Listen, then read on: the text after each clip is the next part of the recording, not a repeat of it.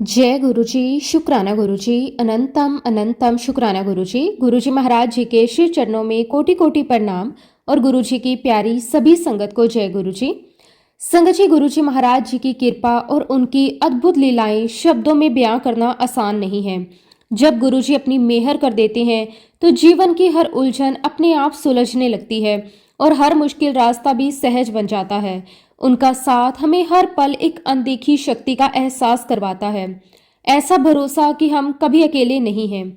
संगत जी, आज का ये सत्संग भी गुरुजी महाराज जी की उसी असीम कृपा और प्रेम का जीवंत उदाहरण है, जिसमें हम सुनेंगे कि कैसे गुरुजी अपनी संगत को अलग अलग तरीकों से मार्ग दिखाते हैं, उनसे सेवा करवाते हैं, उन्हें संकेत देते हैं और हर परिस्थिति में उनका हाथ थामे रखते हैं। संगत जी, गुरु जी की लीला को समझना जरूरी नहीं, उसे महसूस करना जरूरी है। जब हम सच्चे दिल से उन्हें अपना सब कुछ समर्पित कर देते हैं तो वो हमारी हर चिंता अपने ऊपर ले लेते हैं और हमें शांति, सुकून और सही दिशा प्रदान करते हैं। संगत जी, आज का सत्संग बहुत ही सुंदर, बहुत ही प्यारा सत्संग है। गुरु जी महाराज जी की बहुत ही प्यारी और ब्लेस संगत सुबोध अंकल का सत्संग है। संगत जी, सत्संग को पूरा जरूर सुने, अंत तक सुने, क्योंकि हर एक सत्संग में गुरु जी अपनी भरपूर ब्लेसिंग्स हमें देते हैं, हमारे मन के सवालों के जवाब हमें देते हैं। संगत जी, सत्संग शुरू करने से पहले मैं आप सबसे एक छोटी सी रिक्वेस्ट करूंगी कि अगर अभी तक आपने गुरु जी की संगत चैनल को सब्सक्राइब नहीं किया है तो इस चैनल को सब्सक्राइब जरूर कर लें, क्योंकि यहाँ पर आपको गुरु जी के बहुत ही प्यारे प्यारे सत्संग सुनने को मिलते रहेंगे। तो चलिए संगत जी, पूरी श्रद्धा भाव के साथ इस सत्संग की शुरुआत करते हैं। जय गुरुजी, शुक्राना गुरुजी, अनंतम अनंतम शुक्राना गुरुजी। संगत जी, सबसे पहले मैं गुरुजी महाराज जी के पावन चरणों में कोटि कोटि नमन करता हूं और गुरुजी की सभी संगत को भी मेरा प्यार भरा नमस्कार। जय गुरुजी, शुक्राना गुरुजी। संगत जी, परम पिता परमेश्वर गुरुजी महाराज जी की महिमा का वर्णन करना शब्दों में संभव नहीं है। हम चाहे जितना भी कह ले, उनकी कृपा, उनकी लीला, उनका प्रेम उससे कई अधिक विशाल है। मैं तो बस इतना ही कह सकता हूँ कि गुरुजी महाराज जी ने मेरे पूरे परिवार पर असीम कृपा बरसाई है। हर मोड़ पर, हर परिस्थिति में, हर पल हमें संभाला है। आज का दिन मेरे लिए बहुत ही विशेष और भाग्यशाली है, क्योंकि गुरुजी महाराज जी ने मुझे ये अवसर दिया कि मैं आप सभी के साथ अपनी जीवन यात्रा, अपने अनुभव, अपनी प्राप्त हुई अनगिनत ब्लेसिंग साझा कर सकूं। संगत जी, ये कोई साधारण अवसर नहीं होता, ये भी गुरुजी महाराज जी की विशेष कृपा का परिणाम होता है। मैं दिल से ये मानता हूँ कि जो अनुभव मैं आज आपके साथ साझा करूंगा, उनमें से कोई ना कोई बात, कोई ना कोई घटना किसी न किसी संगत के लिए उनके मन के सवालों का जवाब जरूर बनेगी। शायद किसी को विश्वास मिलेगा, किसी को हिम्मत मिलेगी और किसी को गुरुजी से और भी गहराई से जुड़ने की प्रेरणा मिलेगी। संगत जी, सबसे पहले मैं अपने गुरुजी महाराज जी का दिल से शुक्राना करता हूँ, अनंतम अनंतम शुक्राना करता हूँ, बारंबार शुक्राना करता हूँ कि उन्होंने मुझे ये सुनहरा पल दिया, ये सेवा दी और मुझे इस योग्य समझा कि मैं उनके बारे में कुछ कह सकूं। संगत जी, आज मैं गुरुजी महाराज जी के आदेश से अपना ये शुक्राना सत्संग आपके साथ शेयर करने जा रहा हूं। मैं आपको अपनी जर्नी 2015 के समय से बताने जा रहा हूं। उस समय संगत जी मैं दुबई में रहता था, काम के सिलसिले में वहीं सेट था और साल में केवल एक बार ही इंडिया आ पाता था, वो भी लगभग मई या जून के महीने में। जब भी मैं इंडिया आता तो अपने परिवार के साथ समय बिताता। हमारा घर भाटी माइंस में था। संगत जी, एक आदत सी बन गई थी कि शाम के समय मैं और मेरी पत्नी फतेहपुर जाया करते थे। थोड़ी सैर भी हो जाती थी और साथ में सब्जी भी ले आते थे। लेकिन संगत जी, उस रास्ते में एक अजीब चीज थी जो हर बार हमारा ध्यान अपनी ओर खींचती थी। वो था गुरुजी का बड़ा मंदिर। जब भी हम उस रास्ते से गुजरते तो देखते कि मंदिर के बाहर बहुत सारी गाड़ियां खड़ी होती थी। हर गाड़ी पर अलग अलग स्टिकर लगे होते थे। किसी पर लिखा होता था जय गुरुजी, किसी पर ब्लेसिंग्स ऑलवेज गुरुजी। संगत जी, उन गाड़ियों को देखकर मेरे मन में बार बार एक ही सवाल उठता था, ये कौन है गुरुजी? क्योंकि सच कहूं तो उस एरिया में वैसे ही बहुत सारे गुरु थे, तो मेरे मन में थोड़ा सा संदेह भी था, थोड़ा सा क्यूरियोसिटी भी थी। मैं मन ही मन सोचता, ये कोई नए गुरुजी आ गए हैं क्या? लेकिन संगत जी, उस समय तक मेरा गुरुजी से कोई कनेक्शन नहीं था, बस एक जिज्ञासा थी, एक सवाल था। फिर एक दिन ऐसा आया जब उस सवाल का जवाब खोजने का समय आ गया। एक शाम मैं और मेरा दोस्त साथ बैठे हुए थे। बातों ही बातों में अचानक मेरे मन में वही सवाल फिर से आया।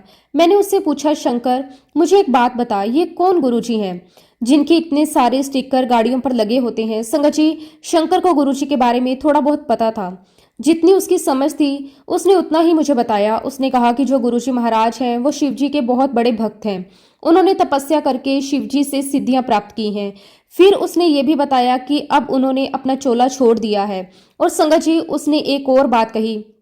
लोग कहते हैं कि अगर कोई इस बड़े मंदिर में 4 बार चला जाए तो उसके सारे काम बन जाते हैं। संगत जी, ये बात सुनते ही मेरे मन में एक अलग ही विचार आया। मैंने सोचा, मैं तो कितने ही स्थानों पर जाता हूँ लेकिन मेरा कहीं भी कोई काम नहीं बना। अगर यहाँ 4 बार जाने से काम बनता है तो मैं 4 साल में 4 बार चला जाऊंगा। ये एक तरह से मेरे मन की सोच थी, थोड़ी सी टेस्ट करने वाली भावना। मैंने तुरंत अपने दोस्त से कहा कि चलो आज ही गुरुजी के मंदिर चलते हैं। संगत जी, अब यहाँ मैं आपको एक बहुत जरूरी बात बताना चाहता हूँ। ये शंकर कौन है? आप में से कई संगत ने रघुवीर अंकल का सत्संग सुना होगा, जिसमें उन्होंने बताया था कि जब बड़ा मंदिर बन रहा था तो वहां बहुत बड़े बड़े पत्थर निकल रहे थे और उन पत्थरों को तोड़कर जमीन को समतल करना बहुत जरूरी था। एक दिन गुरुजी महाराज जी ने रघुवीर अंकल से कहा कि आज कोई आएगा, और संगत जी, जैसे गुरुजी ने कहा था वैसा ही हुआ। करीब 12 से 2 बजे के बीच एक व्यक्ति गाड़ी लेकर आया और उसने आकर पूछा कि B13 फार्म हाउस कहाँ पर है। उस व्यक्ति ने अपनी मशीन से उन बड़े बड़े पत्थरों को तोड़कर पूरी जमीन समतल कर दी। वही जमीन जहां आज गुरुजी का विशाल और दिव्य बड़ा मंदिर बना हुआ है। और संगत जी, वह पत्थर तोड़ने वाला व्यक्ति कोई और नहीं, मेरा वही दोस्त शंकर था। जब मुझे ये बात पता चली तो मेरे मन में एक ही भाव आया, गुरुजी महाराज जी ने इस पर कितनी बड़ी कृपा की है। सोचिए संगत जी, कितनी बड़ी सेवा, एक ऐसी सेवा जो केवल शारीरिक मेहनत नहीं थी बल्कि एक दिव्य कार्य का हिस्सा थी। मुझे ऐसा लगता है कि गुरुजी ने उससे ये सेवा लेकर ना जाने उसके कितने जन्मों के कर्म काट दिए होंगे। क्योंकि संगत जी, गुरुजी जब किसी से सेवा लेते हैं तो उसके पीछे भी एक बहुत ही गहरा कारण होता है। उस दिन जब मैंने शंकर से कहा कि चलो आज ही बड़े मंदिर चलते हैं, तो जैसे सब कुछ अपने आप सेट हो गया। मैं घर आया, तैयार हुआ और संगत जी, गुरुजी महाराज जी की कृपा से मेरे 2 जुड़वा बच्चे हैं, मैं उन्हें भी साथ लेकर गया। मैं, शंकर और मेरे दोनों बच्चे, हम चारों बड़े मंदिर के लिए निकल पड़े। संगत जी, जैसे ही हम मंदिर के पास पहुंचे, हमें बाहर से ही एक शब्द गुरबानी की मधुर आवाज सुनाई देने लगी। वो आवाज इतनी सुकून देने वाली थी कि मन अपने आप शांत होने लगा। फिर हम धीरे धीरे अंदर की ओर बढ़े। जब हम कॉरिडोर में पहुंचे तो संगत जी, जो दृश्य मैंने देखा वो मेरे लिए बिल्कुल नया था। बहुत सारी संगत अपने अपने स्थान पर बैठी हुई थी। हर कोई अपने ध्यान में लीन था। पूरा माहौल बिल्कुल शांत था, पिन ड्रॉप साइलेंस थी। इतनी शांति, इतना अनुशासन कि कोई इधर उधर बात नहीं कर रहा, कोई हलचल नहीं। लेकिन संगत जी, उस समय तक मैं गुरुजी से जुड़ा हुआ नहीं था। मुझे उनकी महिमा के बारे में कुछ भी पता नहीं था। और जब ज्ञान नहीं होता तो मन अपने आप उल्टे सीधे विचार बनाने लगता है। मेरे मन में भी अजीब अजीब विचार आने लगे। मैंने वहां बैठी संगत को देखकर सोचा, ये लोग कितने वेले हैं, इतनी महंगी महंगी गाड़ियां लेकर आते हैं और यहाँ बैठकर टाइम पास करने लग जाते हैं। संगत जी, आज जब मैं उस पल को याद करता हूँ तो खुद पर भी हंसी आती है। लेकिन उस समय मेरे विचार सच में ऐसे ही थे और उसका कारण भी साफ था, क्योंकि मेरी सोच अलग थी। मैं हमेशा से भगवान को सबसे ऊपर मानता था। मेरे लिए ईश्वर ही सबसे ऊपर थे। मुझे लगता था कि अगर हम भक्ति कर रहे हैं तो सीधे भगवान की ही करनी चाहिए, भगवान से बड़ा और कौन हो सकता है। यही सोच लेकर मैं आगे बढ़ा। फिर हम दरबार में पहुंचे और संगत जी, जैसे ही मैंने दरबार में कदम रखा, मेरी नजर गुरुजी महाराज जी के स्वरूप पर पड़ी। वहां बड़े बड़े बहुत ही सुंदर स्वरूप लगे हुए थे। गुरुजी महाराज बहुत ही सुंदर चोलों में विराजमान थे। उनका व्यक्तित्व बहुत ही अलग था, बहुत ही आकर्षक था। लेकिन संगत जी, उस समय भी मेरे मन में जो भाव आया वो कुछ और ही था। मैंने सोचा, मेरे दोस्त ने बताया था कि गुरुजी भगवान शिव के बहुत बड़े भक्त थे, तो उन्होंने भगवान की भक्ति की। अब ये खुद ही भगवान जैसे हो गए। फिर उसी क्षण मेरे मन में एक और विचार आया, तो फिर मैं इनकी भक्ति क्यों करूं? ये भी तो इंसान की तरह ही दिखाई दे रहे हैं। अगर मुझे भगवान तक पहुंचना है तो मैं सीधे भगवान की ही भक्ति करूंगा। संगत जी, उस समय मेरी सोच बिल्कुल यही थी। मेरे अंदर कोई समझ नहीं थी, कोई अनुभव नहीं था, बस अपनी ही बनाई हुई धारणाएं थी। फिर मैंने देखा कि दरबार में सभी संगत बहुत ही अनुशासन के साथ लाइन में लगकर गुरुजी को माथा टेक रही है, फिर वापस आकर अपने स्थान पर बैठ जाती है। मैं ये सब देख रहा था। मेरी नजर एक और चीज पर पड़ी। वहां भगवान शंकर की एक बहुत ही सुंदर मूर्ति भी रखी हुई थी। और संगत जी, मैंने ये नोटिस किया कि कोई भी उस मूर्ति को माथा टेक नहीं रहा। ये देखकर मेरे मन में फिर से एक विचार आया, ये दुनिया कहाँ जा रही है। भगवान शंकर यहाँ विराजमान है और कोई उन्हें माथा नहीं टेक रहा। जो इंसानी रूप में बैठे हैं सब उन्हें माथा क्यों टेक रहे हैं। संगत जी, उस समय मेरे मन में जो भाव चल रहे थे उसी के अनुसार मैंने वही किया जो मुझे सही लगा। मैंने वो नहीं किया जो बाकी सारी संगत कर रही थी। जहाँ सभी लोग गुरुजी महाराज जी को माथा टेक रहे थे वहां मैं सीधे जाकर भगवान शंकर की मूर्ति के सामने बैठ गया। मैंने बहुत श्रद्धा के साथ भगवान शंकर को माथा टेका और मन ही मन उनसे बात करने लगा। हे भगवान, आप ही मेरे ईश्वर हो, आप ही मेरे गुरु हो, आप ही मेरे लिए सब कुछ हो। मैं आपको ही मानता हूँ और मैं आपके अलावा किसी और को माथा नहीं टेकूंगा। संगत जी, उस समय मेरा विश्वास पूरी तरह भगवान शंकर में था और मेरी समझ भी वही तक सीमित थी। थोड़ी देर हम दरबार में बैठे, लेकिन उसी दौरान मेरे मन में एक विचार बार बार आने लगा। नहीं, ये जगह मेरे लिए नहीं है। मैं यहाँ फिट नहीं बैठता, मैं दोबारा यहाँ नहीं आऊंगा।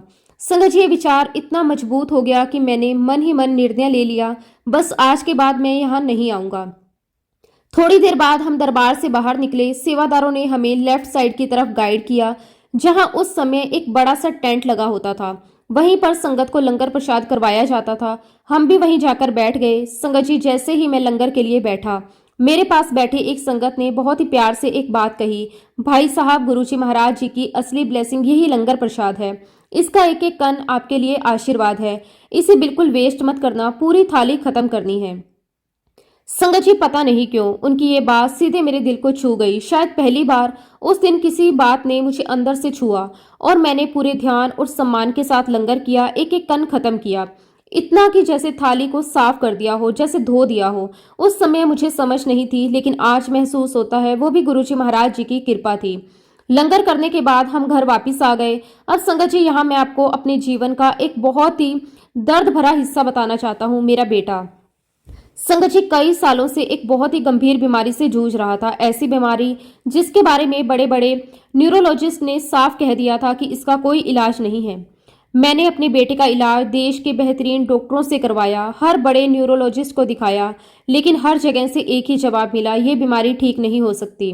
और संगत जी, एक डॉक्टर ने यहाँ तक कह दिया था, जैसे जैसे आपके बेटे की उम्र बढ़ेगी वो धीरे धीरे मानसिक रूप से असंतुलित होता जाएगा और एक समय ऐसा आएगा जब वह पूरी तरह अब नॉर्मल हो जाएगा। सोचिए संगत जी, एक माँ बाप के लिए इससे बड़ा दर्द और क्या हो सकता है। जब कोई आपके बच्चे के बारे में ऐसी बात कह दे तो अंदर से सब कुछ टूट जाता है। हमारी भी हालत बिल्कुल ऐसी ही थी। लेकिन संगत जी, जब बार बार एक ही बात सुनने को मिली तो इंसान मजबूर होकर उसे स्वीकार कर लेता है। समय के साथ हमने भी यही मान लिया कि ठीक है, जो किस्मत में है वही होगा। लेकिन इसका मतलब ये नहीं था कि हमने कोशिश करना छोड़ दिया। एक माँ बाप होने के नाते मैंने अपनी हर जिम्मेदारी पूरी तरह निभाई। हर साल मैं दुबई से इंडिया आता, अपने बेटे के सारे टेस्ट करवाता, ईसीजी, एक्सरे, हर जरूरी जांच, और उसे सबसे अच्छे न्यूरोलॉजिस्ट को दिखाता। मैंने अपनी तरफ से कभी कोई कमी नहीं छोड़ी। लेकिन संगत जी, जब डॉक्टर ही कह दें कि इलाज संभव नहीं है तो इंसान के हाथ में भी क्या ही रह जाता है। बस हम अपनी ड्यूटी निभा रहे थे और भगवान के भरोसे आगे बढ़ रहे थे। अब संगत जी, उस दिन जब हम बड़े मंदिर से वापस आए, उसके 2 दिन बाद मुझे अपने बेटे को फिर से डॉक्टर को दिखाने जाना था। हम तय समय के अनुसार डॉक्टर के पास पहुंचे, लेकिन वहां जाकर जो पता चला उसने हमें एक और झटका दे दिया। हमें बताया गया कि जो डॉक्टर इतने सालों से मेरे बेटे का इलाज कर रहे हैं उनकी डेथ हो गई है। संगत जी, एक पल के लिए तो हम समझ ही नहीं पाए कि अब क्या करें, लेकिन एक बात तो तय थी, मुझे अपने बेटे का इलाज तो करवाना ही था। संगत जी, उस समय हमारे पास और कोई विकल्प नहीं था। डॉक्टर बदलना ही एकमात्र रास्ता था। हमने बहुत सोच समझकर एक अच्छे हॉस्पिटल में एक बहुत ही अनुभवी और नामी न्यूरोलॉजिस्ट का पता लगाया।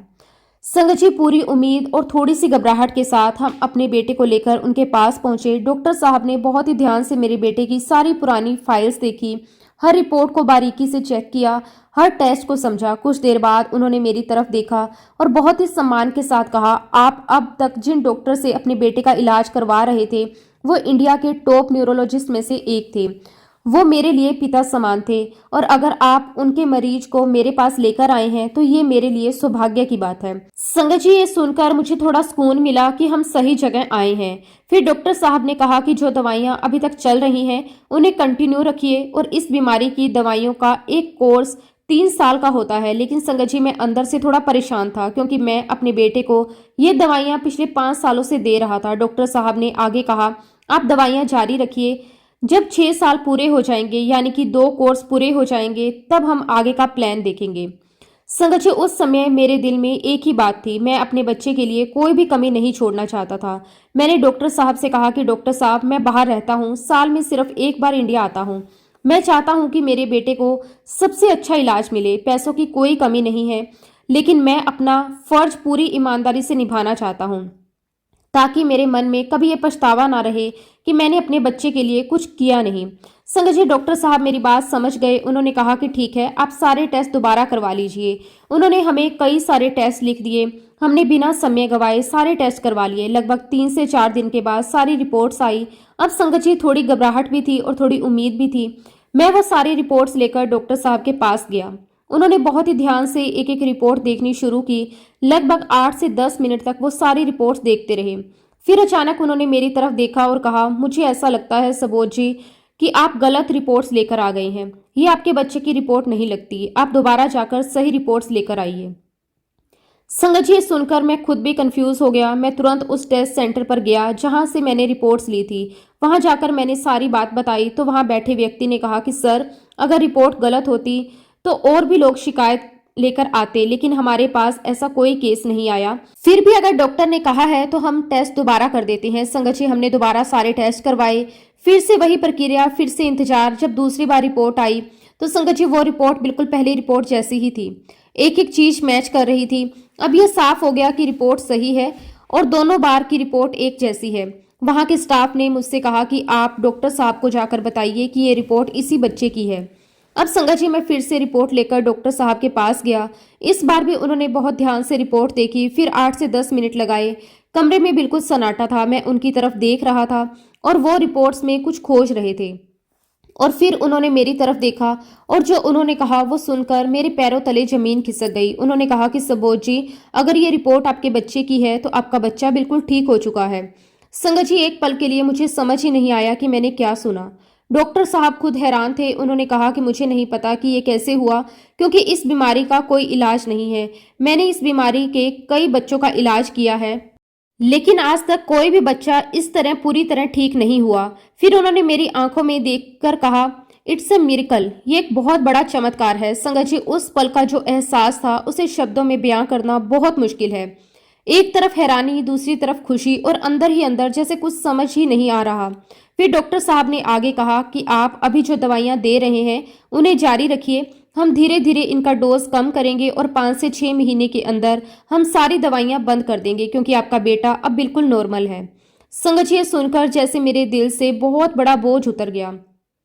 जिस बच्चे के बारे में हमें सालों से ये बताया जा रहा था कि वो कभी ठीक नहीं हो सकता, आज वही बच्चा बिल्कुल सामान्य घोषित किया जा रहा था।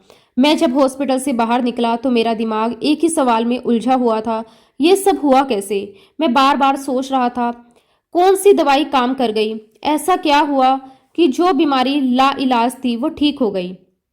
लेकिन संगत जी, मेरे पास कोई जवाब नहीं था। बस दिल में एक अजीब सी खुशी थी और मन में यही भाव था, चलो भगवान ने कृपा कर दी। उस समय मैं ये नहीं समझ पाया कि ये केवल भगवान की कृपा नहीं बल्कि गुरुजी महाराज जी की विशेष मेहर थी। खैर संगत जी, कुछ समय बाद मैं वापस दुबई चला गया। लेकिन मैं यहाँ एक बहुत ही इंपॉर्टेंट बात आपको बताना चाहता हूँ। जब से मैं बड़े मंदिर से आया था, मेरे जीवन में धीरे धीरे बदलाव शुरू हो गए थे। और संगत जी, ये बदलाव बहुत पॉजिटिव थे। एक के बाद एक चीजें मेरे पक्ष में होने लगी। जिंदगी जैसे आसान होती चली गई। जो भी मैं चाहता था वो धीरे धीरे पूरा होने लगा। मेरी ख्वाहिशें, मेरे सपने सब एक एक करके साकार होते चले गए। मुझे पैसा मिला, मुझे शोहरत मिली, मुझे सफलता मिली। और सबसे बड़ी बात संगत जी, जो कुछ भी मैं हासिल करता जा रहा था, मुझे लग रहा था कि ये सब मेरी मेहनत का फल है। मुझे लग रहा था कि ये मैंने किया है, ये मेरी काबिलियत है। मैं इस सच्चाई से पूरी तरह अनजान था कि ये सब कुछ गुरुजी महाराज जी की कृपा का परिणाम है। संगत जी, इंसान अक्सर यही गलती करता है। जब सब कुछ अच्छा होने लगता है तो वह खुद को ही उसका कारण मान लेता है। खैर, उसी दौरान एक और घटना हुई। मेरे बॉस ने मुझे एक व्यक्ति से मिलवाया। संगत जी, वह व्यक्ति उम्र में बहुत छोटा था, लेकिन उसकी पहचान बहुत बड़ी थी। मेरे बॉस ने उसका परिचय देते हुए कहा, ये दुबई के टॉप बिजनेसमैन में से एक है। मैं उनसे मिला। उसने मुझसे बहुत सीधे शब्दों में कहा, मेरे पास एक ऐसा काम है जो आज तक कोई नहीं कर पाया। मैंने बहुत लोगों को ट्राई किया है, बेस्ट ऑफ द बेस्ट लोगों को रखा, लेकिन कोई भी उस काम को पूरा नहीं कर पाया। फिर उसने मेरी तरफ देखते हुए कहा, क्या आप ये काम कर सकते हो? संगत जी, उस समय मेरे अंदर एक आत्मविश्वास था, लेकिन साथ ही थोड़ी सी झिझक भी। मैंने उसे जवाब दिया, मैं अपनी पूरी कोशिश करूंगा, और बात वहीं खत्म हो गई। कुछ दिन के बाद संगत जी, एक दिन मैं अपने लैपटॉप पर काम कर रहा था। बिल्कुल सामान्य दिन था और मैं अपने रूटीन के काम में लगा हुआ था, लेकिन अचानक कुछ ऐसा हुआ जिसे आज तक मैं खुद भी समझ नहीं पाया। आप यकीन नहीं करोगे संगत जी, मेरे लैपटॉप की स्क्रीन पर अचानक वही सारी जानकारी आने लगी जो उस व्यक्ति को चाहिए थी। मैं खुद स्क्रीन को देख रहा था और मेरे मन में बार बार यही सवाल उठ रहा था, ये कैसे हो गया? क्योंकि संगत जी, मैंने ना तो कहीं से सर्च किया था, ना ही मैंने उस दिशा में कोई काम किया था, फिर भी वह जानकारी एकदम मेरे सामने थी। इतने में संगत जी, वो व्यक्ति भी मेरे पास ही खड़ा था। उसकी नज़र भी मेरे लैपटॉप पर पड़ी। जैसे ही उसने स्क्रीन देखी, वह एकदम से एक्साइटेड हो गया। उसने तुरंत कहा, अरे मुझे तो यही चाहिए था, आपको ये कैसे मिला? आपने ये कैसे कर दिखाया? संगत जी, उस समय मैं खुद भी हैरान था, लेकिन मैंने उससे ये नहीं कहा कि ये सब अपने आप आया है। मैंने खुद को संभालते हुए उससे पूछा, क्या आपको बिल्कुल यही चाहिए था? वो बोला, हाँ बिल्कुल यही। तब मैंने उनसे कहा कि आप बिल्कुल चिंता मत कीजिए, मैं कल तक आपका ये काम पूरा करके दे दूंगा। संगत जी, ये बात मैंने कह तो दी, लेकिन अंदर ही अंदर मैं खुद सोच में पड़ गया। जब मैं ऑफिस से घर की तरफ जा रहा था तो रास्ते भर मेरे मन में यही विचार चल रहे थे, ये इन्फॉर्मेशन आई तो आई कैसे? जो काम मुझे खुद भी असंभव लग रहा था, वो अचानक मेरे सामने कैसे आ गया? क्या यह सिर्फ एक इत्तेफाक है या इसके पीछे कोई और शक्ति काम कर रही है? संगत जी, मैं जितना सोचता उतना ही उलझता जाता। फिर मैंने उसी समय अपनी वाइफ को फोन लगाया। जो शब्द मैंने उस समय उससे कहे आज भी मुझे वैसे के वैसे याद है। मैंने उससे कहा, आज ऑफिस में एक बहुत अजीब घटना हुई। एक ऐसा काम जो कोई कर नहीं पाया, वह अचानक मेरे सामने आ गया। मुझे नहीं पता ये कैसे हुआ, लेकिन मैं इतना जरूर जानता हूँ कि ये काम मैंने नहीं किया। मेरे ऊपर किसी परमात्मा की, किसी भगवान की बहुत बड़ी कृपा है। मेरे जीवन में जो कुछ भी हो रहा है वह कोई और ही कर रहा है, बस नाम मेरा हो रहा है। संगत जी, ये शब्द मैंने दिल से कहे थे, क्योंकि पहली बार मुझे अंदर से ये एहसास हो रहा था कि करने वाला मैं नहीं हूँ। इससे पहले तक मुझे यही लगता था कि मैं मेहनत करता हूँ, मैं ही सब कुछ कर रहा हूँ, लेकिन उस दिन के बाद मेरी सोच पूरी तरह बदल गई। मैंने अपनी वाइफ से कहा कि आज मुझे समझ आ गया कि करने वाला कोई और है। कोई ईश्वरीय शक्ति है जो हर पल मेरे साथ है, जो मुझे संभाल रही है, जो मेरे हर काम को बना रही है, मुझे कभी झुकने नहीं दे रही। दुनिया को लगता है कि मैं सब कुछ कर रहा हूँ, लेकिन असल में करने वाला कोई और ही है। संगत जी, उस एक घटना ने मेरी पूरी जिंदगी का नजरिया बदल दिया। अब मैं हर चीज को एक अलग दृष्टि से देखने लगा था। अब मुझे हर काम के पीछे, हर सफलता के पीछे एक अदृश्य शक्ति का हाथ दिखाई देने लगा। अब मैं समझ चुका था कि हम केवल माध्यम हैं, करने वाला कोई और है। खैर संगत जी, इसी तरह समय आगे बढ़ता रहा और देखते ही देखते साल 2016 आ गया। संगत जी, 16 जनवरी 2016 का वो दिन भी मेरी जिंदगी में एक बहुत ही खास मोड़ लेकर आया। उस दिन मैं एक बड़े इवेंट में गया हुआ था। अब संगत जी, उस इवेंट में एंट्री इतनी आसान नहीं थी। वहां जाने के लिए पास की जरूरत होती थी। मैं किसी तरह मैनेज करके अंदर तो चला गया, लेकिन अंदर जाने के बाद जो हुआ वो भी अपने आप में एक अनुभव था। वहां पर एक क्लाइंट ने मुझे देखा, वो मुझे पहचानता था। वो तुरंत मेरे पास आया और बोला, सुबोध जी, बाहर एक बहुत ही इम्पोर्टेंट काम आ गया है। मैं जानता हूँ कि हमने आपको आपकी कंपनी के थ्रू हायर नहीं किया है, लेकिन अगर आप हमारी मदद कर दें और जाकर देख लें कि समस्या क्या है, तो हमारी बहुत बड़ी हेल्प हो जाएगी। संगत जी, मैंने बिना सोचे समझे तुरंत कहा कि ठीक है, कोई प्रॉब्लम नहीं, मैं देख लेता हूँ। लेकिन फिर मैंने उससे कहा कि एक दिक्कत है, मेरे पास बाहर जाने का पास नहीं है। तो वह क्लाइंट बोला, अरे सुबोध जी, आप उसकी चिंता मत करो, मैं अभी पास अरेंज करवा देता हूँ। कुछ ही देर में संगत जी, वह मेरे पास एक पास लेकर आया। अब संगत जी, जब मैंने उस पास को देखा तो मैं खुद थोड़ा हैरान हो गया। वो पास किसी आम व्यक्ति का नहीं था, वह पास उसके बॉस का था। उसका बॉस कौन था? वह टर्की एम्बेसी का एम्बेसडर था। संगत जी, मैंने वो पास अपने गले में डाला और जिस काम के लिए मुझे बाहर भेजा गया था उसे देखने के लिए बाहर चला गया। लेकिन जैसे ही मैंने बाहर जाकर उस समस्या को देखा, मुझे तुरंत एहसास हो गया, अरे इस काम के लिए तो मुझे बाहर आने की जरूरत ही नहीं थी, ये काम तो अंदर ही बैठकर हो सकता था। अब संगत जी, मैं दोबारा अंदर जाने के लिए मुड़ा। गेट पर सिक्योरिटी चेकिंग थी। वहां जो सामान्य सिक्योरिटी वाले थे उन्होंने मुझे कुछ नहीं कहा, उन्होंने मुझे जाने दिया। लेकिन संगत जी, वहां पर सीआईडी के अधिकारी भी मौजूद थे और जैसे ही उनकी नज़र मेरे पास पर पड़ी, उन्होंने तुरंत मुझे रोक लिया। उन्होंने मुझसे कहा कि इस पास पर जो फोटो लगी है वह आपसे मैच नहीं कर रही, ये पास आपका नहीं है। संगत जी, अब स्थिति थोड़ी गंभीर हो गई। मैंने सच सच जवाब दिया, जी हाँ, ये पास मेरा नहीं है। मैं अभी उनसे बात कर ही रहा था कि उतने में वो क्लाइंट भी वहां पहुंच गया। वह तुरंत सीआईडी अधिकारियों से बात करने लगा। वो उन्हें समझाने लगा, सर हमारे यहाँ एक इमरजेंसी आ गई थी, इसलिए हमने इन्हें ये पास देकर बाहर भेजा। बस हमें 10 से 15 मिनट का समय दे दीजिए, हम इनका खुद का पास बनवा देते हैं। संगत जी, वह अपनी तरफ से पूरी कोशिश कर रहा था कि बात वहीं खत्म हो जाए, लेकिन यहाँ पर एक बहुत ही इंपॉर्टेंट बात थी। मैं आपको बताना चाहता हूँ कि यूएई यानी कि दुबई में एक नियम है, अगर सीआईडी किसी व्यक्ति को पकड़ती है तो उस अधिकारी को सरकार की तरफ से इनाम मिलता है, लगभग 500 दिरहम। संगत जी, अब आप समझ सकते हैं कि वहां के लिए ये सिर्फ एक चेकिंग नहीं थी, बल्कि उनके लिए ये एक अवसर भी था। संगत जी, उस समय स्थिति पूरी तरह हमारे खिलाफ थी, क्योंकि सच यही था कि गलती हमारी ही थी। अब संगत जी, ऐसे में वो सीआईडी ऑफिसर हमें छोड़ने वाला नहीं था। उसके लिए तो ये एक पक्का केस था, और जैसे मैंने बताया कि उसे उसके लिए इनाम भी मिलना था, उसने बिना देर किए अपने सीनियर ऑफिसर को बुला लिया और हमें उनके हवाले कर दिया। अब संगत जी, मामला थोड़ा गंभीर हो चुका था। हमारी पूरी कागजी कार्रवाई शुरू हो गई, पूछताछ हुई, डिटेल्स ली गई, और सारी फॉर्मेलिटीज पूरी होने के बाद हमें पुलिस के हवाले कर दिया गया। संगत जी, ये सब इतना जल्दी जल्दी हुआ कि हमें संभलने का मौका ही नहीं मिला, और फिर पुलिस हमें लेकर उसने हमें जेल में जाकर बिठा दिया। संगत जी, वो रात आज भी मुझे याद है। पूरी रात हमने जेल में बिताई। हम दोनों एक दूसरे को देख रहे थे और बार बार यही सोच रहे थे कि क्या सच में ये हमारे साथ हो रहा है, क्या हम सच में जेल में हैं। यकीन करना बहुत मुश्किल था। मन में डर भी था, घबराहट भी थी, और एक अजीब सी बेचैनी भी थी। लेकिन संगत जी, कहीं ना कहीं अंदर से एक हल्की सी शांति भी थी, जैसे कोई भीतर से कह रहा हो सब ठीक होगा। अगले दिन हमें कोर्ट में पेश किया गया। हम जज के सामने खड़े थे। जज साहब ने हमसे कई सवाल किए, और संगत जी, उन सवालों के जवाब मेरा क्लाइंट दे रहा था। मैं बस खड़ा सुन रहा था। दिल की धड़कन तेज थी और मन में बस एक ही प्रार्थना चल रही थी, हे भगवान, अब आप ही संभालो। संगत जी, सारी बातें सुनने के बाद जज साहब ने कुछ पल के लिए सोचा, और फिर उन्होंने कहा, आपने जो किया है वह कानून के अनुसार से एक अपराध है। संगत जी, ये सुनते ही दिल जैसे रुक सा गया। लेकिन फिर उन्होंने आगे कहा, लेकिन इस बार मैं आपको छोड़ रहा हूँ, आगे से ध्यान रखिएगा कि ऐसी गलती दोबारा ना हो। संगत जी, वह पल जैसे हमें नई जिंदगी मिल गई हो। फिर उन्होंने हमसे थोड़ा सा फाइन भरवाया और हमें जाने की अनुमति दे दी, और इस तरह संगत जी, हम उस बड़ी परेशानी से बाहर आ गए। अब जब मैं पीछे मुड़कर देखता हूँ तो समझ आता है ये भी गुरुजी महाराज जी की कृपा थी, क्योंकि उस स्थिति में कुछ भी हो सकता था, लेकिन हमें बचा लिया गया। उसके बाद संगत जी, मेरी जिंदगी में सब कुछ अच्छा होने लगा। मेरी जॉब बहुत अच्छी चल रही थी, सैलरी बढ़ गई, लग्जरी लाइफ मिलने लगी, हर चीज जैसे अपने आप सेट होती चली गई। फिर एक दिन मुझे एक बहुत ही बढ़िया जॉब अपॉर्चुनिटी मिली। मैंने बिना देर किए उसे पकड़ लिया और अपनी नौकरी बदल ली।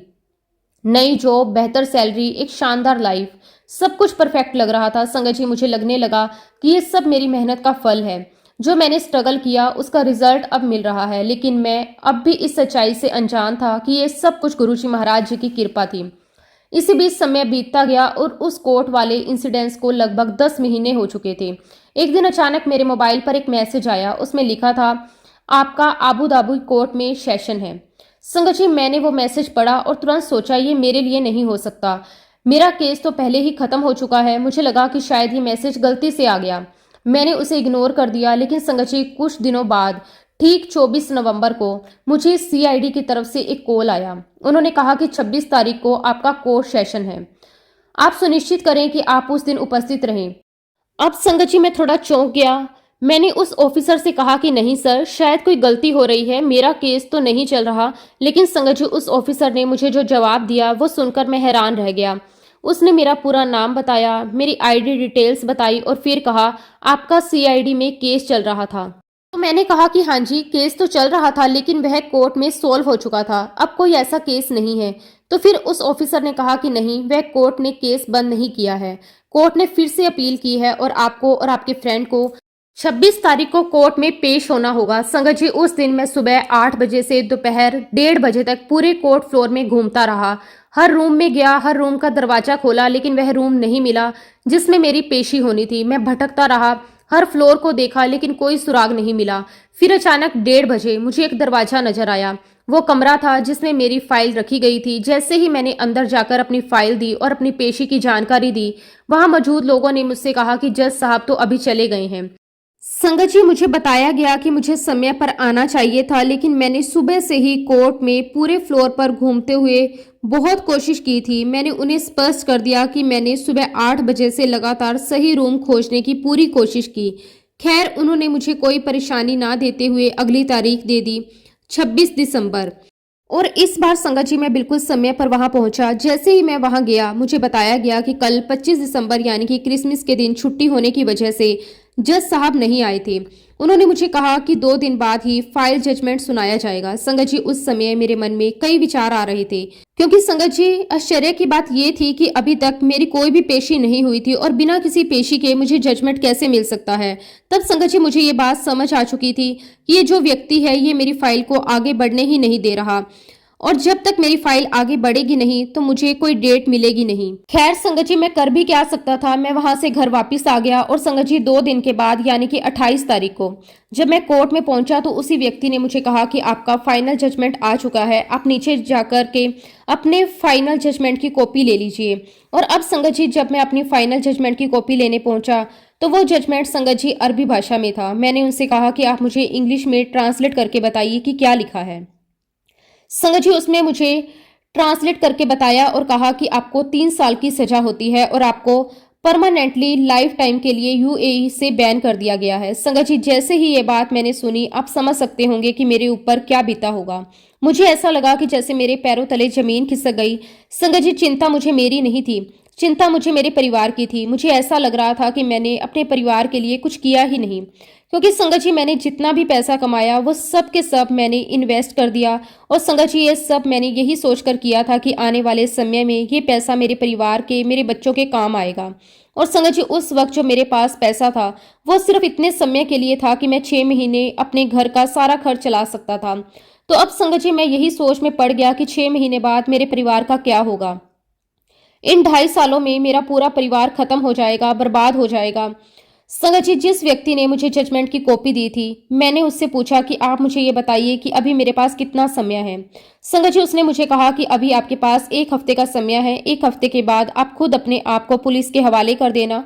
संगत जी मैं घर गया। उस 1 हफ्ते के अंदर संगत जी मैंने वहां पर जितने भी मेरे बिल्स पेंडिंग थे वो सारे बिल भरे। जो कुछ भी मुझे मैनेज करना था वो सब कुछ मैंने मैनेज किया। फिर संगत जी 7 जनवरी 2018 को मैंने अपने आप को पुलिस के हवाले कर दिया।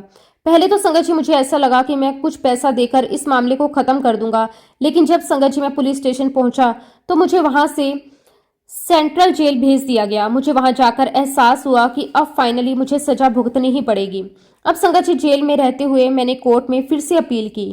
मेरी पहली अपील हुई, दूसरी अपील हुई और तीसरी अपील के बाद संगत जी मैं अपने लिए एक वकील कर पाया। और संगत जी मैं आपको बता दूं कि दुबई में वकील हायर करना बहुत आसान काम नहीं है। वहां बहुत बहुत पैसे लगते हैं। संगत जी उनके पैसे देने के लिए मुझे अपने इंडिया की प्रॉपर्टीज बेचनी पड़ी। पैसों का अरेंजमेंट हुआ, वकील की फीस दी गई। संगत जी वकील ने कोर्ट में जो भी बातें की होंगी वो मुझे नहीं पता। फिर संगत जी 65 डेज के बाद जब मैं जेल में था तब मेरे पास एक पुलिस वाला मैसेज लेकर आया कि आपकी सजा खत्म कर दी गई है, अभी आपको जेल से रिहा किया जा रहा है, अब आप यहाँ से सीधे इंडिया जाओगे। और संगत जी जेल से निकलने के बाद मुझे उस घर में जाना अलाउ नहीं था जहाँ मैं रह रहा था। मेरा सामान, मेरा सब कुछ मुझे वहीं छोड़कर जाना था। संगत जी मैं वहां से सीधे इंडिया आ गया। और जब मैं इंडिया आया संगत जी तब मुझे कुछ भी समझ में नहीं आ रहा था कि मैं अब क्या करूंगा, क्योंकि संगत जी मैंने जितने भी एक्सपेंसेस किए थे, जितने भी मेरे इन्वेस्टमेंट थे, वो सब मैंने बाहर की कमाई को देखते हुए किए थे। और जब मैं वापस इंडिया आया तो मेरे मन में यही बात आई कि यहाँ की सैलरी में तो ये सारा काम नहीं हो पाएगा, कुछ मुझे और करना पड़ेगा। और संगत जी गुरु जी महाराज जी के आशीर्वाद से मेरे अंदर वो हुनर था। उस वक्त भी ऐसे इंजीनियर नहीं थे जिस प्रकार का काम मैं जानता था वैसा वह काम कर दें। और संगत जी इंडिया में मेरे जितने भी कॉन्टैक्ट से मेरे फ्रेंड, मेरे वो सारी पुरानी कंपनी जहां पर मैं जॉब कर चुका था, मैंने वहां अप्लाई किया और मुझे वहां से पॉजिटिव रिप्लाई दिया गया। संगत जी सबकी बातें सुनकर, सबके पॉजिटिव रिप्लाई से मेरे अंदर कॉन्फिडेंस आ गया। फिर जो मुझे बिजनेस सेटअप करना था उसके लिए मुझे पैसे चाहिए थे, तो मैंने सोचा कि मेरे पास जो बड़ा फ्लैट है मैं उसे सेल कर देता हूँ ताकि उसके पैसे भी अच्छे आएंगे और हम लोग छोटे फ्लैट में शिफ्ट हो जाएंगे। संगत जी गुरु जी महाराज जी के आशीर्वाद से मेरा जो बड़ा फ्लैट था वो काफी अच्छी कीमत में चला गया। संगत जी बिजनेस को सेटअप करने के लिए जो भी रिसोर्सेज मुझे चाहिए थे वो सब मैंने अरेंज कर लिए। संगत जी, यहाँ पर एक बात और बताना चाहता हूँ कि इंडिया में मेरा एक बहुत ही अच्छा ब्रोकर है जिससे मैं अपनी प्रॉपर्टीज की डील करता हूँ। संगत जी, एक दिन मैंने उसे फोन किया और कहा कि मुझे अपना बड़ा फ्लैट बेचना है। तो वो मुझे कहने लगा कि सुबोध जी, कैसी बातें कर रहे हो, हम तो आपके लिए विला तैयार करवा रहे हैं और आप ये बेचने की बात कर रहे हो। तब मैंने उसे बताया संगत जी कि मैं इंडिया आ चुका हूँ और इस प्रकार से मेरी ऐसी ऐसी कंडीशन है। मेरी सारी बात सुनने के बाद उसने मुझे कहा कि सुबोध जी, मैं आपको एक नंबर दे रहा हूँ, आप वो कॉन्टैक्ट नंबर लिखें और आप उस व्यक्ति से मिलें, क्योंकि वह व्यक्ति इंडिया का टॉप एस्ट्रोलॉजर है और आज मेरी लाइफ में सब कुछ स्मूथ चल रहा है। जो भी उसने मुझे रेमेडी बताई है उसकी वजह से मेरी लाइफ में सब कुछ अच्छा चल रहा है। आप उसको फोन करके जाओ, वहां पर आपको हर समस्या का सॉल्यूशन मिलेगा। अब जब संगत जी मैं उस एस्ट्रोलॉजर के पास गया तो संगत जी उसने मेरी पत्रिका देखकर वो सारी बातें बताई जो कुछ भी मेरे साथ हो चुका था। लेकिन उसने कुछ ऐसी भी बात बताई मेरे जन्म से संबंधित जो मुझे नहीं पता थी, जिसका कंफर्मेशन मैंने अपनी मम्मी से किया तो उन्होंने हाँ कह दिया। हाँ, ऐसा था संगत जी कि उस वक्त मुझे इस बात पर पूरा यकीन आ चुका था कि अब ये जो एस्ट्रोलॉजर है, अब ये मेरे जीवन में बहुत बड़ा चमत्कार ला देगा। ये मेरे ग्रह नक्षत्र सब सही कर देगा, मेरी लाइफ में सब कुछ अच्छा कर देगा।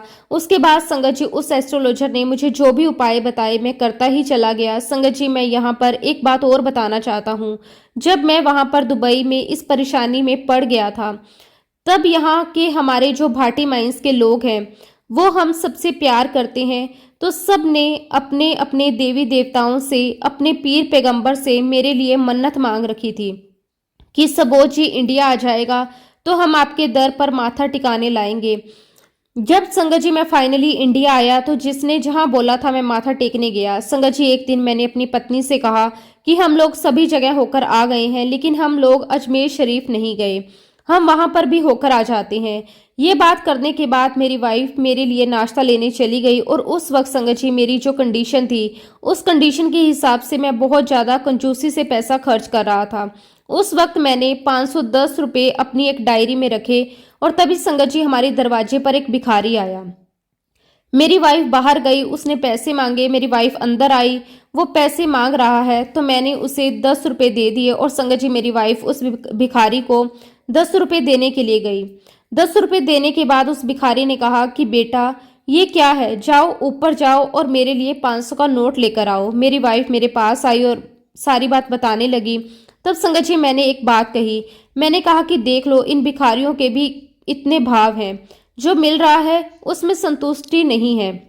संगत जी मेरी पत्नी वापस उसके पास गई और कहा कि अभी आप ये स्वीकार कर लीजिए, जब भी हमारे घर की कंडीशन सही होगी हम आपकी और सेवा करेंगे। तब संगत जी वो भिखारी ने फिर कहा कि बेटा आप ऊपर जाओ, अपने बेडरूम में जाओ, वहां पर एक अलमारी रखी हुई है, उस अलमारी को खोलो, वहां पर एक डायरी है, उस डायरी को खोलोगी तो उसमें 500 का नोट है, वो 500 का नोट लाओ और मुझे दे दो।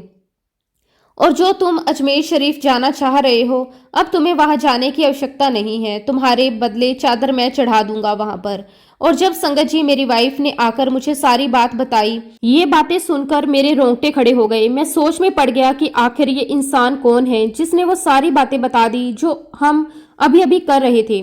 संगत जी मैं फटाफट उठा और अपने कमरे से 500 रुपये लेकर आया और संगत जी वो पैसे मैंने अपनी वाइफ को दिए। मेरी वाइफ उस भिखारी को पैसे देने गई और संगत जी मैं बालकोनी में ये देखने के लिए गया कि आखिर कौन आया है। आप बिलीव नहीं करोगे संगत जी, मुझे बालकोनी से कोई भी नजर नहीं आया, जबकि मेरी वाइफ ने अपने हाथों से उस भिखारी को 500 रुपये दिए। और ये बात संगत जी आई गई हो गई। और एक बार की बात है संगत जी, मैं अपने ऑफिस से घर की तरफ आ रहा था, तब संगत जी मैं बस का वेट कर रहा था, लेकिन संगत जी बस नहीं आई और अचानक वहां पर एक कार आकर रुकी। संगत जी वहां पर जो अंकल बैठे थे वो सरदार जी थे। उन्होंने मुझे देखकर कहा जय गुरु जी। मैंने भी जय गुरु जी कह दिया और देखते ही देखते संगत जी वहां पर 4 आंटी आई, कार में बैठी, उन्होंने मुझे जय गुरु जी कहा और मैंने भी जय गुरु जी कह दिया। तो उन्हें लगा संगत जी कि मैं बड़े मंदिर जाने के लिए खड़ा हूं, तो उन्होंने कहा कि आ जाओ कार में बैठ जाओ। संगत जी मैं कार में बैठा तो सभी ने अपने अपने सत्संग शुरू कर दिए। संगत जी मेरे मन में ख्याल आया कि ये लोग बड़े मंदिर जा रहे हैं तो मैं भी चला जाता हूँ। संगत जी मैं वहां बड़े मंदिर गया, चाय प्रसाद लंगर प्रसाद हुआ और मैंने गुरुजी महाराज जी से कहा कि गुरुजी आप जानते हो कि मैं नहीं आ रहा था, मैं आज आया हूँ, आज के बाद नहीं आऊंगा। और उसके बाद संगत जी मैं बड़े मंदिर से अपने घर आ गया। संगत जी, उस समय मेरे पास कोई रास्ता नजर नहीं आ रहा था। मुझे समझ में नहीं आ रहा था कि मेरे एक्सपेंसिव कैसे चले गए। फिर एक दिन संगत जी मुझे सपना आता है और सपने में मैं देखता हूँ कि मैं अकेले एक चारपाई पर लेटा हुआ हूँ और मेरे आसपास मेरे परिवार के सदस्य बैठे हुए हैं और मेरे मम्मी पापा किसी और कमरे में बैठे हुए हैं।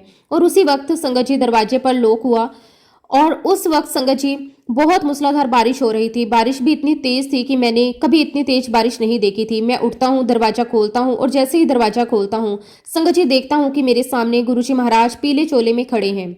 संगत जी, बाहर बारिश बहुत तेज हो रही थी लेकिन गुरुजी महाराज जी के कपड़े बिल्कुल सूखे, उनके ऊपर बारिश की एक बूंद भी नहीं। संगत जी, गुरुजी को देखकर मैं बहुत खुश होता हूँ, उनको प्रणाम करता हूँ। गुरुजी को मैं अंदर लेकर आता हूँ और चारपाई पर बिठा देता हूँ।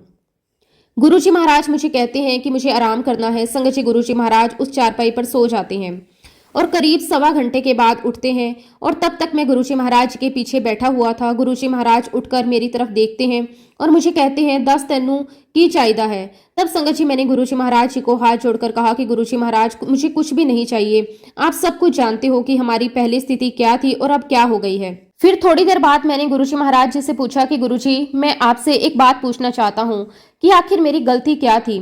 तब संगत जी गुरुजी महाराज ने कहा कि पुत्र, तेरी गलती नहीं थी। समय दी लोड सी जो होना था वो सो हो गया, आगे सब कुछ चंगा ही होएगा। और तभी मैं गुरुजी से कहता हूँ कि गुरुजी कब? तो गुरुजी कहते हैं, काफी समय निकल चुका है, बस थोड़ा सा समय रह गया है, उसको निकल जाने दे। और जैसा कि मैंने आपको बताया कि एस्ट्रोलॉजर के अनुसार मैं अपने कुछ उपाय कर रहा था, मैंने सपने में ही गुरुजी महाराज जी से पूछा कि गुरुजी, क्या मुझे कुछ उपाय करने हैं? तो गुरुजी महाराज जी ने कहा कि नहीं, कोई उपाय नहीं करने, बस तू मंदिर आया कर। संगत जी, मुझे सपने में इस बात का वैलिडेशन मिल गया कि मुझे अब कोई उपाय नहीं करना। और फिर संगत जी गुरुजी महाराज जाने लगे तो मैंने गुरुजी महाराज जी को रोका और कहा कि गुरुजी महाराज, जाते जाते मुझे ब्लेस कर दीजिए। गुरुजी महाराज जी ने अपने हाथ मेरे कंधे पर रखे और मुझे कहा कि जा पुत्र, तेरा कल्याण किता। संगत जी, गुरुजी महाराज जी की कृपा मुझ पर हो चुकी थी। मैंने अपनी पत्नी को बताया, हम गुरुजी महाराज जी के मंदिर जाने लगे। एक दिन संगत जी गुरुजी महाराज जी के मंदिर में बैठे बैठे मेरा गुरुजी महाराज जी में ऐसा ध्यान लगा कि मैं गुरुजी महाराज जी से बातें करने लगा। मैंने गुरुजी महाराज जी से कहा कि गुरुजी, अगर आपको मुझे अपने से जोड़ना ही था तो क्या मैं आपको दुबई में रहकर नहीं पा सकता था? तभी संगत जी मुझे गुरुजी महाराज दिखाई दिए, उनकी आवाज सुनाई दी। उन्होंने कहा कि तेरा बुरा समय चल रहा था, तेरी वहां पर रोड एक्सीडेंट में मौत हो जानी थी। और तभी संगत जी मेरी आंखों के सामने एक वीडियो दिखाई दिया जिसमें वाकई में ही मेरे दुबई में एक बहुत बड़े रोड है जहां पर अक्सर एक्सीडेंट होते रहते हैं, वहां मेरा एक्सीडेंट हो गया है और मेरी बॉडी को इंडिया भेजा जा रहा है। और फिर संगत जी एकदम से मेरी आंखें खुल गई और मैं सोच में पड़ गया, क्या वाकई में ही मेरे साथ ये सब कुछ होने वाला था? तब संगत जी मुझे इस बात का एहसास हुआ कि दुबई में जो सीआईडी वाले जो लोग आए थे, जो मेरे साथ वो केस का मैटर हुआ था, और सीआईडी वाले लोग कोई और नहीं, वो गुरुजी महाराज जी के गन थे। जो ध्यान लगाते समय जो एक्सीडेंट मैंने देखा था वह वही समय था जब वह सीआईडी वाले मेरे पास आए और मेरे साथ वो केस बना। मेरे मालिक की कृपा मुझ पर हो चुकी थी लेकिन इस बात से अनजान था। संगत जी, गुरुजी महाराज ये सब कुछ मुझे मेरी मौत से बचाने के लिए कर रहे थे और गुरुजी महाराज जी की रहमत से मैं इंडिया आया। उनकी रहमत से मैं यहाँ पर संगत से मिला, गुरुजी के मंदिर जाने लगा और उसके बाद संगत जी गुरुजी महाराज जी की मुझ पर, मेरे परिवार पर कृपा होने लगी। गुरुजी महाराज जी ने मुझे बहुत ब्लेस किया, मेरे जीवन को पटरी पर ला दिया। धीरे धीरे संगत जी सारी चीजें सॉर्ट आउट होने लगी, रास्ते बनने लगे। मुझे इस बात का एहसास दिला दिया गुरुजी महाराज हर पल मेरे साथ थे, हर पल उनकी कृपा मेरे साथ चल रही थी और मेरे जीवन में चाहे वह जितनी भी उपलब्धियां क्यों ना हो, वह सिर्फ और सिर्फ गुरुजी महाराज जी की वजह से थी, उनके आशीर्वाद से थी। संगत जी, गुरुजी महाराज जी ने मुझ पर, मेरे परिवार पर बहुत बहुत कृपा की है। मैं गुरुजी महाराज जी का जितना भी शुक्राना करूं उतना कम है। इसी के साथ संगत जी अब मैं अपने शब्दों को, अपनी वाणी को यहीं पे विराम देता हूँ। जब भी गुरुजी महाराज मुझे आज्ञा देंगे मैं अपना अगला शुक्राना सत्संग भी आप सबके साथ जरूर शेयर करूंगा। जय गुरुजी, शुक्राना गुरुजी, अनंतम अनंतम शुक्राना गुरुजी। ओम नमः शिवाय, शिवजी सदा सहाय। ओम नमः शिवाय, गुरुजी सदा सहाय। जय गुरुजी, शुक्राना गुरुजी।